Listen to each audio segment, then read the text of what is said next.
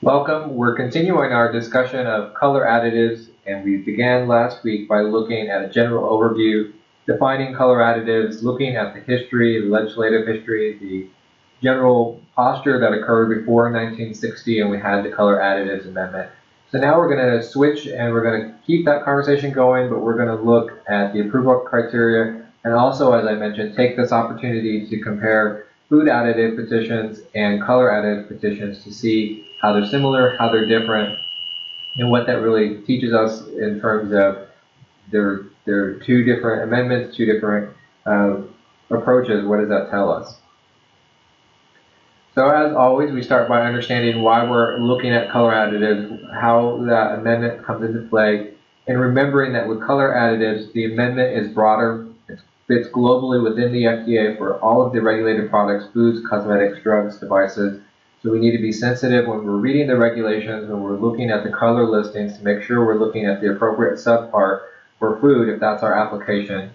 We're looking at substances that meet that definition of color additive, that primary intended use to impart color. That's a distillation of the definition, but in general we see that generally describes what we're talking about, something that's intended to impart color to a food item. So we learned last week that you have to be a listed color to be on the market and avoid adulteration, avoid a finding of adulteration. And you're either exempt color, meaning you don't have to do batch certification, or you're a certified color, meaning that you do have to do batch certification. If you're not a listed color, then here we are in this lecture today going to look at the color additive petition, how to gain regulation, how to gain a listing, either in Part 73 for exempt colors or Part 74 for certified colors, so that you can use that color additive without risking a finding of adulteration. And we saw last week that we began by defining, are we working with the color additive, are we adding it to food, is it listed? If it's listed, we comply with the listing. If it's a certified color that's listed, then we have to do the batch approval. That's another type of submission. And we looked at last week at how that batch certification looks like. If it's exempt, then we can just enter the market by complying with the listing. And if it's not listed, as we mentioned, we're going through this petition process, and it's going to be similar, as we talk about later, to the food additive petition process. And we don't have that ability to do frost. We have no safe harbor. We have to list or do a petition. And as I mentioned, Part 73, exempt listed colors, Part 74, certified colors. And when we do a food additive petition, we can select what we think is the best category, and there's some guidance on how to determine whether we should be exempt or certified, but ultimately it's going to be the FDA that's going to decide based on the risks and the safety data whether this should be a certified color or an exempt color. So as we saw with the food additive amendment, we're starting with the statute, and the statute provides some broader safety criteria. Then we're going to get down to the next level. We're going to look at the CFR, and then we'll get into the next level looking at guidance documents. And so remembering, our numbering is a little bit different. So we're in 379E for the color additive amendment. A pretty big definition that we have in subsection B, subsection 5. Here we have 4 criteria that outline broadly how to determine, how to assess safety of a color additive. And this is something that's instructive for the FDA when developing its regulations. We can break this down to looking at a few things. We're looking at the probable consumption. Again, this applies globally, so we're not just worried about consumption orally, but if there's a topical application or something else, so that we have to be specific in our food additive petition to talk about our probable consumption.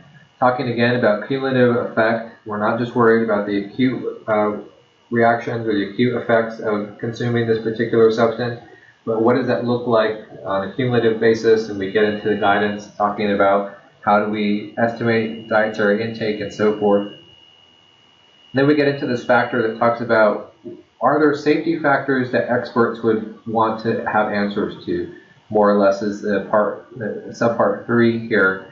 And if experts would have questions about particular chemicals or substances used, then we need to make sure that we're including those into our safety data to support it.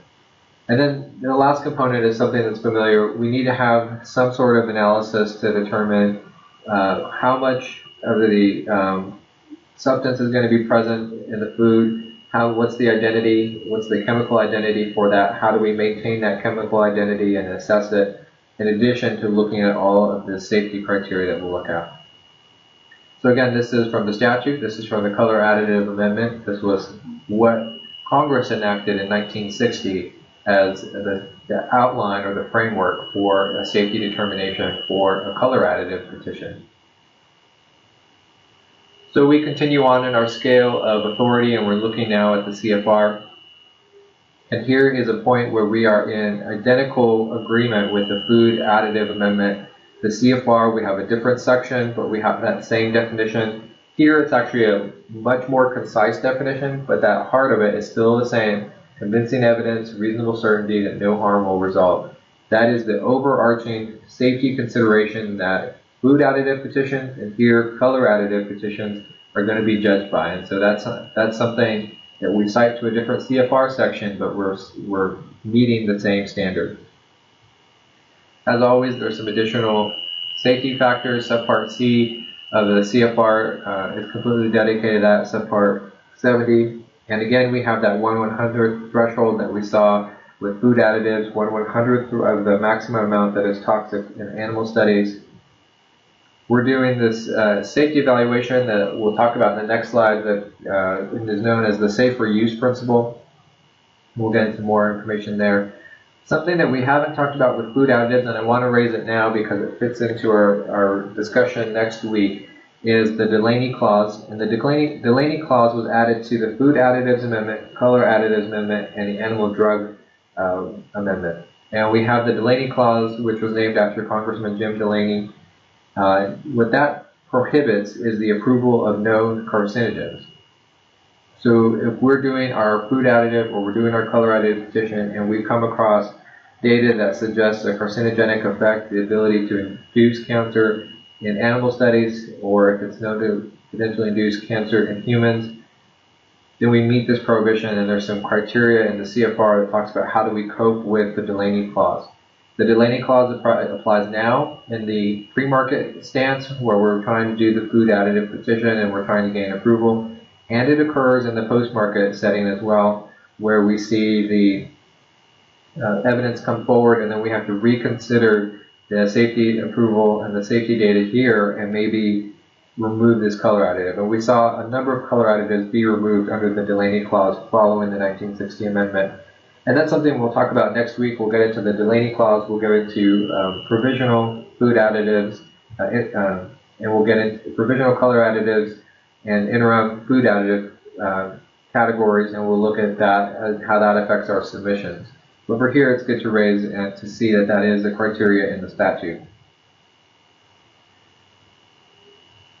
So we saw in 70.42 this concept of what the safety data needs to look like and the safer use principle.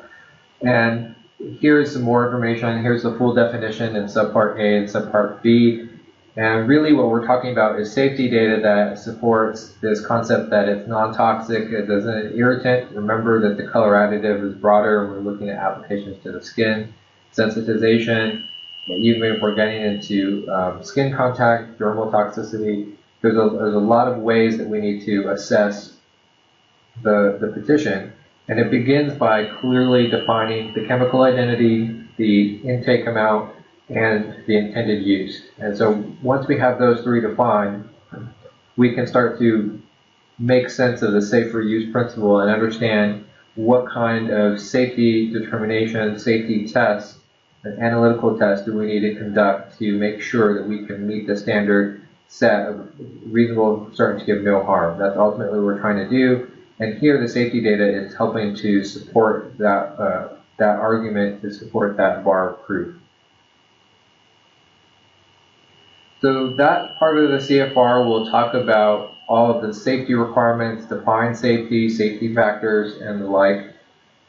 And then part 71 outlines the required components for a color additive petition. And it gets into the nitty-gritty detail of how to do a color additive petition. And for our purposes, you know, we're not really going to get into a nuts and bolts about how to put together a color additive petition, but looking at our submission, what are some hurdles, what are some barriers that we may run into that we want to be sensitive to. And 71.1 outlines the required components, and there's a great guidance document that I included in our reading assignment that talks about each of these components and how to make sure that you're meeting that component in the CFR in a sufficient way. Because remember, when we do submit our color additive petition, there's going to be an adequacy review. If it's determined that the 71.1 criteria is not adequately provided, it's going to be rejected. And so we want to make sure we're doing that. And the big hurdles, we want to make sure that we're accurately identifying what chemicals we're providing in the color. Remember using that terminology. Is it a straight dye? Is it a lake? Is it a dilutant? We want to make sure that we're using that terminology to describe the identity, the intended use, get our chemical specifications down, and then some other criteria looking at our manufacturing methods, our stability data, and any known use or restrictions. This is all on top of those elements that we are going to want to include and need to include from the guidance document, including the NEPA environmental assessment or the exemption from that. So these are general requirements that we can say apply both to the food additive and to the color additive, but I think they're also unique to color additives because the color additives are a unique combination. They're typically heavy use of chemicals, chemical structures, and so we want to make sure that we're being very specific in the identity, the manufacturing, the chemical specifications. So we saw this slide when we talked about food additive petitions, and we go through this process of draft petition, adequacy review, filing notice, substantive review, administrative record, and then the unknown. All of this applies to the color additives. The only exception will be that we're not going to be able to claim GROS. So we're just here because we have an unlisted color rather than failing GROS. So the reason for being in the petition process may be different, but once you're in the petition process, it's nearly identical. You're looking, these petition process are so fact dependent on what your substance is and what your statutory and CFR requirements are. So the petition will be structured the same, but will contain different elements because we're talking about a color additive, which is subject to a separate amendment and subject to separate CFR parts, and naturally has a different intended use and a different structure and all of that. So it's going to be different, but it's following the same structure, and we're going to follow the same process. We're going to submit a petition, gain an adequacy review, making sure we're meeting those parts that we just spoke about. We're going to get a filing notice that's going to be public. Substantive review, similar substantive review that we saw with food additives, all that same core team being present. We have applications to meet. We may have business involved, environmental assessment. We're going to have the EPA involved. Once we get through that process, the administrative record is built, we have a compiled and we publish a regulation. We say it's either going to be an exempt color in Part 73 or a certified color in Part 74. And then we step right into that same unknown. Are we going to have objections? Are they going to be material objections? And are we going to have challenges? So the overall structure is the same, but we're just talking about filling it in with the fact-dependent material that is different and looking also at the different CFR and different amendments or under different statutory criteria.